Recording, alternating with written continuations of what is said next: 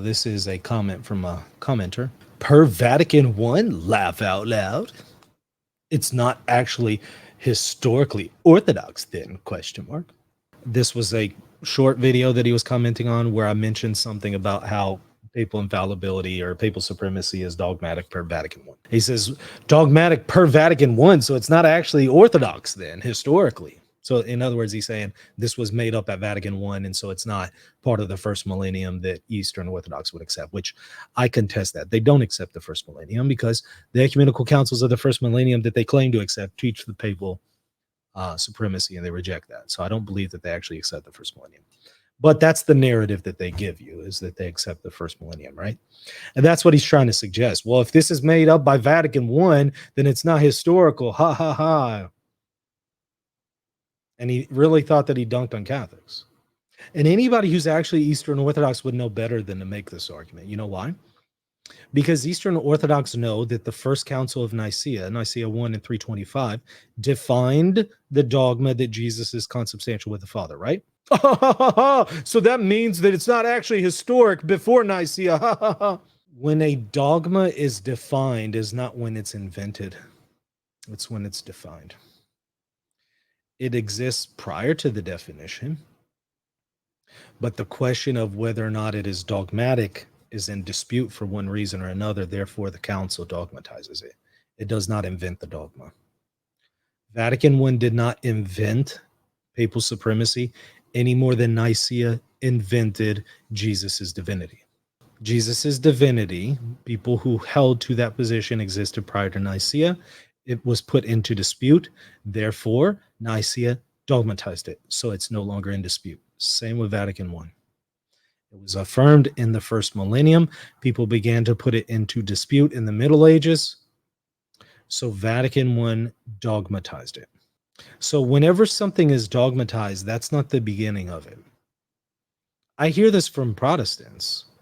Oh, well, Trent, dogmatized transubstantiation, or, or the canon of the Bible. So that's when it was created. And first of all, you have ecumenical councils who define transubstantiation prior to Trent. It's actually defined at Lateran 4:12:15, but that's not when it was made up anyway, right? That's when it's defined. It was held to prior to that, but it was put into dispute by some, so the council defined it. It's a very Protestant, lowbrow argument. Same with like the canon. Trent did not come up with that. It was already taught by the Ecumenical Council of Florence about 100 years prior to Trent. And then prior to that, it was taught by multiple local ecumenical, not ecumenical, multiple local councils. Rome 382, Carthage Hippo at the turn of the 5th century. And that was sufficient at the time to have some local councils, especially Rome, settle the question with Pope Damasus. That was sufficient until people put it into dispute. And so, it had to be dogmatically defined at Trent. So this stuff is just so lowbrow. Again, it doesn't bother me that somebody asks a question. Like, it could be the worst question in the world. As long as it's asked sincerely, that's fine. Hey, when I started out in theology, I didn't know what the word theology was. Like, I didn't know anything. I knew nothing. So I had to start from absolute zero. So I don't have a problem with anyone asking whatever question, no matter how basic. It's fine as long as it's asked from a sincere heart. What I hate and despise and detest, and I'm so sick of seeing, is people being arrogant and prideful and thinking that they're dunking on someone when in reality they dunk on themselves when they do it.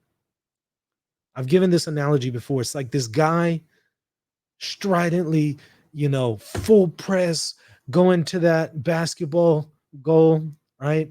He's getting ready to dunk it. I mean, he's just going there full force, and he goes back. He's about to just dunk it and just dunk on everybody underneath him. But instead of dunking the ball, He hits the rim with the ball. He bounces back, falls on his back, and the ball falls on his face, and he looks stupid, right? That's what these people are like. I don't have an issue with somebody who can't dunk. I have an issue with somebody who thinks that they can dunk and they can't. And then they make themselves look stupid in the process. At the very same time, they're trying to make their opponents look stupid. That's what I have an issue with. I'm just tired of it. I see it all day long. Hey, thanks for watching. That was a clip from one of my patron only streams. You get access to extra exclusive content for patrons only if you become a channel member right here on YouTube, or if you become a channel member at patreon.com/Reason to Theology. Either platform, you'll get access to exclusive content like this video. So if you want to see the full one, go and check it out. Either become a channel member right here on YouTube or become a patron at patreon.com/Reason to Theology.